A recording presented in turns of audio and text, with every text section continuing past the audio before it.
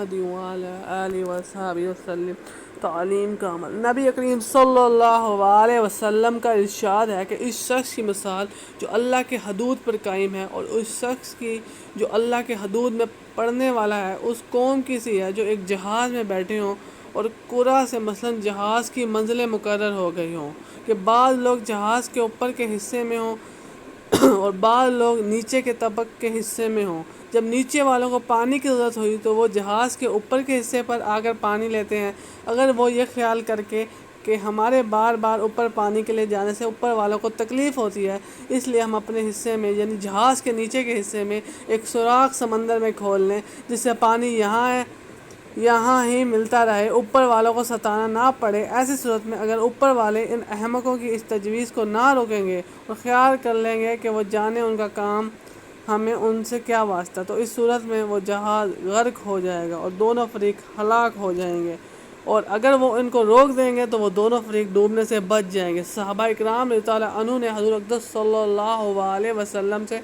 ایک مرتبہ دریافت فرمایا، کیا کہ ہم لوگ ایسی حالت میں بھی تباہ و برباد ہو سکتے ہیں جبکہ ہم صالح اور متقی لوگ موجود ہوں؟ حضور اقدس صلی اللہ علیہ وسلم کا ارشاد فرمایا کہ ہاں، جب خباشت غالب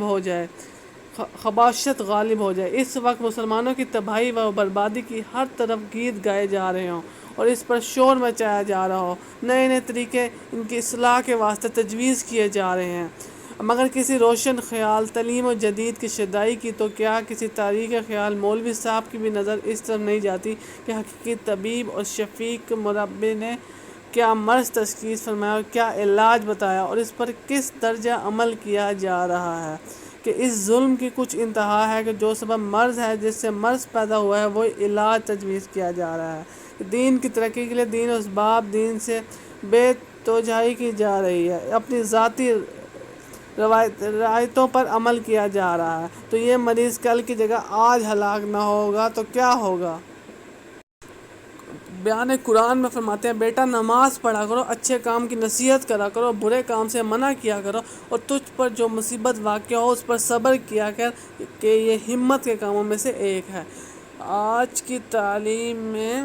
تبلیغ کے بارے میں بتایا جا رہا ہے۔ تبلیغ کا کام نبیوں والا کام ہے،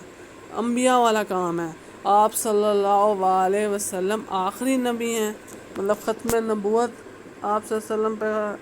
ہے، تو اب اس کے بعد ہم سب جانتے ہیں کہ کوئی رسول نبی تو نہیں آئیں گے، تو یہ ہماری امت کو اپنے یہ کام فرض ہو چکا ہے اور ہمیں اب لوگوں کو برے کاموں سے روکنا ہے، جیسے حدیث میں بتایا ان کو نصیحت کرنی ہے، ان کو جو نماز نہیں پڑھے ان کو نماز پڑھنا ہے، اور جو کافر ہیں ان کو مسلمان کی طرف لے کے آنا ہے، اور اسی طرح اگر ہم دیکھیں تو کافر مسلمانوں سے زیادہ ہیں، اور ہمیں کوشش کرنی جتنے لوگ جہنم سے بچ کے جنت میں جانے والے بن جائیں، اور جو یہ کام کرتے ہیں انہیں داعی کہتے ہیں، اور ہمیشہ داعی کا کبھی اعمال نامہ بند نہیں ہوگا، چاہے اگر وہ فوت بھی ہو جائے نا، جب تک وہ جس کو اس نے دعوت دی ہوگی وہ نیک عمل کرتا رہے گا تو اس کے اعمال میں بھی لکھا جاتا رہے گا اور اس بندے کے اعمال میں بھی فرق نہیں پڑے گا۔ سبحان اللہ۔ تو دعوت والا نبیوں والا کام ہے، اس کو کوئی چھوٹا عام کام نہیں سمجھنا، یہ بہت ہی عظیم کام ہے، اور اس کے بارے میں قرآن میں اور آپ صلی اللہ علیہ وسلم کے ارشادات میں بہت دفعہ ہے۔ اللہ ہمیں اپنے کام کا، یہ اللہ کی مدد ہے اصل میں نا، یہ اللہ کی ہم مدد کر رہے ہیں، اللہ کی طرف بلا رہے ہیں لوگوں کو۔ اللہ ہمیں اپنے کام کرنے کے لیے چن لے، اللہ ہمیں اپنے کام کرنے کی توفیق دے، اللہ ہمیں نیکی پھیلانے اور برائی سے روکنے کی توفیق دے، اور ہم خود بھی اس پہ عمل کریں۔ آمین۔